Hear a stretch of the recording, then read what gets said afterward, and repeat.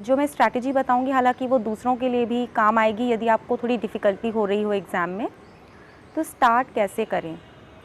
मैं अपनी बात करूं तो मैंने जनवरी 2019 में जब जॉब में थी तब तक सारी इन्फॉर्मेशन जुटा ली एग्ज़ाम के बारे में कि क्या है, किस तरह से होता है, साइकिल कैसी है, और फिर पढ़ाई शुरू की। तो मैंने बेसिक बुक्स पढ़ी और करंट अफेयर्स के नाम पे सिर्फ द हिंदू और विजन का फाइनली जो कंपाइलेशन था मैंने बस उतना ही किया था।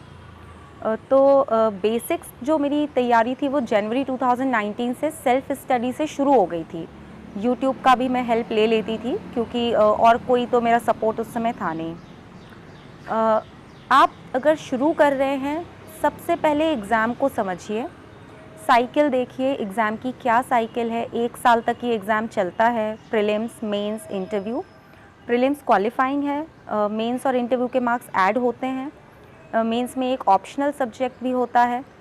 और मैं जो स्ट्रैटेजी बताऊंगी मैं आपको जीएस 1 2 3 4 के हिसाब से डिवाइड करके ऐसे एथिक्स के हिसाब से ही मैं कवर करूंगी। तो मैं एक आपको सोर्स बता सकती हूँ, Mrunal sir, MRUNAL, Mrunal sir का एक वीडियो लेक्चर है about just about how to begin and what UPSC exam is. Syllabus तो उठा करके पढ़ना आसान है, ये नहीं समझ में आता उसका करें क्या।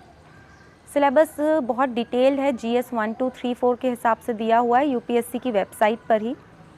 उसको प्रिंट करके GS 1 एक पेज पे, GS 2 दूसरा, GS 3, GS 4 ऐसे 4 पेज में उसको प्रिंट कर लीजिए। मृणाल सर की जो साइट है mrunal.org, उसमें टॉपिक वाइज हर साल के मेंस के क्वेश्चंस हैं।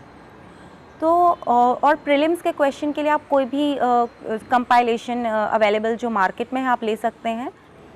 अब आप अपने सिलेबस के साथ बैठिए, पहला टॉपिक पढ़िए। अगर उसमें लिखा हुआ है salient features of Indian art and culture and architecture, आप मृणाल सर के वेबसाइट पे देखेंगे तो उसी टॉपिक के अंदर उन्होंने क्वेश्चंस दे रखे होंगे। आप सिर्फ क्वेश्चंस को पढ़ लीजिए, अटेम्प्ट करने की ज़रूरत नहीं है।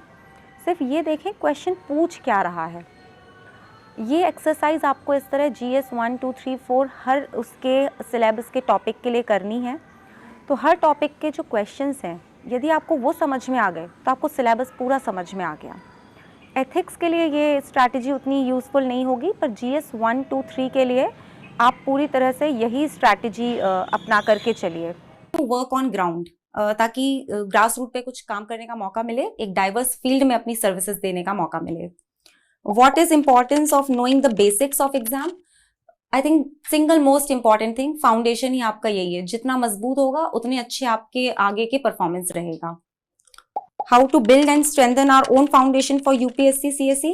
Bye understanding the demands. Demand समझ लीजिए, एक बेसिक जो रिसोर्सेज हैं उनको सॉर्ट आउट कर लीजिए और उनको बार बार पढ़िए, रिवाइज करिए। आपका बहुत स्ट्रॉन्ग फाउंडेशन बनेगा और जो आप लंबे टाइम तक नहीं भूलेंगे।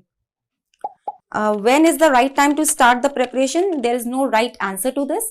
जब आपको कन्विंसिंग लगे कि आपके लिए यही सर्विस सही है, आपको यही एग्जाम देना है, क्योंकि ये एग्जाम आपका टाइम लेगा, तो बिल्कुल जब 100% क्लैरिटी हो जाए कि यही करना है, that is the right time, be it in college और इन जॉब और इवन अदरवाइज।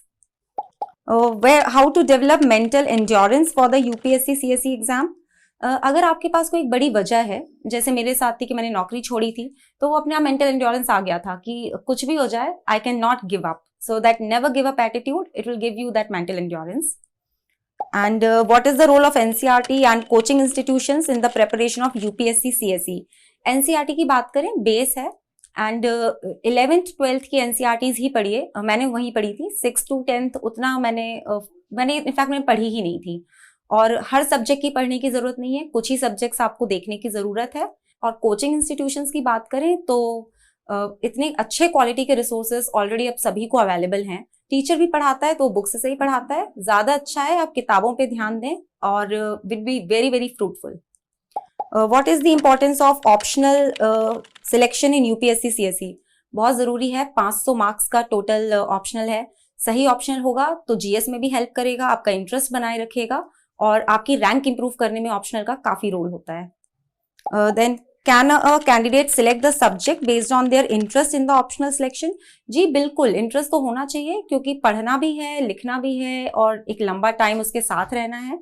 लेकिन इंटरेस्ट के साथ साथ एक बार उसका परफॉर्मेंस देख लीजिए, रिसोर्सेस अवेलेबल हैं, पास्ट ईयर्स में उसका कैसा परफॉर्मेंस रहा है, तो इट हेल्प्स।